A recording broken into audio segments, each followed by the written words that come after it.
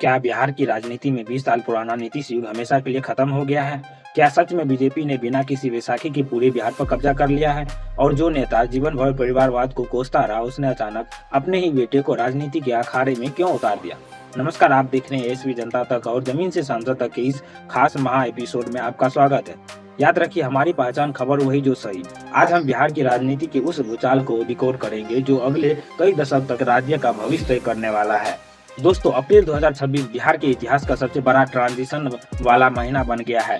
नवंबर 2025 के विधानसभा चुनाव में एनडीए ने जो 202 सीटों का ऐतिहासिक जनादेश हासिल किया था, उसकी असली पिक्चर अब सामने आ रही है। नीतीश कुमार जी ने मुख्यमंत्री पद छोड़कर राज्यसभा की राह पकड़ ली है। अब सत्ता की चाबी सीधे तौर पर भारतीय जनता पार्टी के पास है। सम्राट चौधरी, जो अब तक गृह मंत्रालय संभाल रहे थे, वो बिहार के पहले बीजेपी मुख्यमंत्री बनने जा रहे हैं।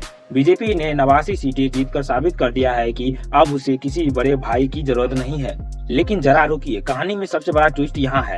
नीतीश कुमार, जो हमेशा लालू यादव के परिवारवाद पर हमलावर रहे हैं, उन्होंने 8 मार्च 2026 को अपने बेटे निशांत कुमार को जेडीयू में शामिल करा दिया।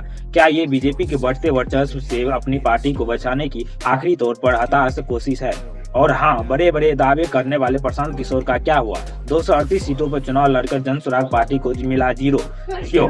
क्योंकि बिहार की जनता ने लंबे चौड़े वादे से ज्यादा एनडीए सरकार की मुख्यमंत्री महिला रोजगार योजना के तहत मिले 10-10 हजार के सीधे केस ट्रांसफर पर भरोसा किया।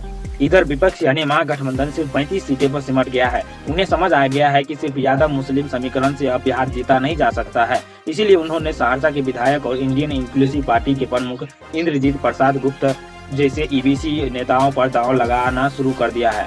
लेकिन क्या विपक्ष विकास के इस बुलडोजर को रोक पाएगा?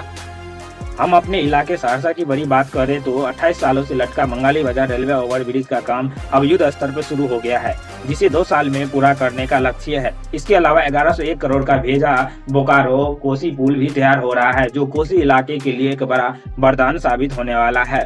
तो क्या बीजेपी का यह पूर्ण बहुमत वाला राज्य और इंफ्रास्ट्रक्चर का यह जाल बिहार को एक नई दिशा देगा, या फिर विपक्ष अति पिछड़ा वर्ग के जरिए कोई नया चमत्कार कर पाएगा?